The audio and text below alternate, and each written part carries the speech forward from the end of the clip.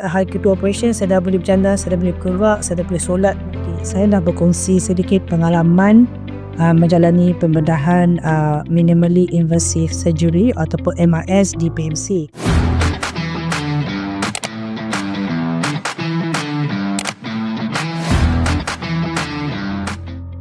Assalamualaikum dan salam sejahtera. Nama saya Ima binti Ahmad. Saya nak berkongsi sedikit pengalaman menjalani pembedahan minimally invasive surgery ataupun MIS di PMC. Sebelum pembedahan, saya memang menghadapi kesukaran untuk bergerak.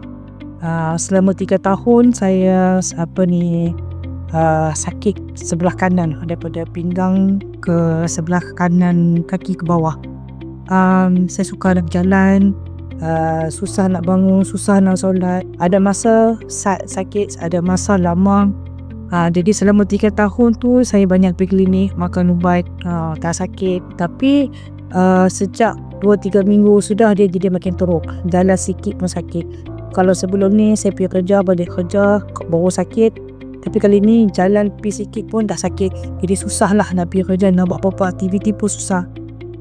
Yang paling teruk sekali bila saya berjalan saya kena pakai tongkat. Kalau tak ada tongkat susahlah untuk saya gerak. Jadi bila saya buat MRI, doktor cakap saya kena buat operation. So bila saya main ke PMC, berjumpa dengan Dr. Lim, beliau ada suggest lah ada 2 cara pembedahan dan salah satunya MIS. Jadi bila buat operation ni saya rasa sangat berpuas hati sebab bila buat MIS, pembedahan dia recovery dia lebih cepat.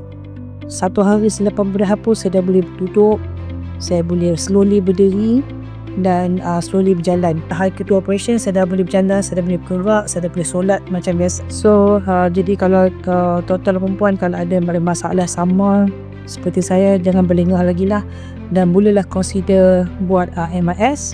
Sebab seperti saya maklum tadi, recovery proses lebih cepat, kurang sakit, kurang risiko dan lebih mudahlah, lebih cepatlah saya berjalan.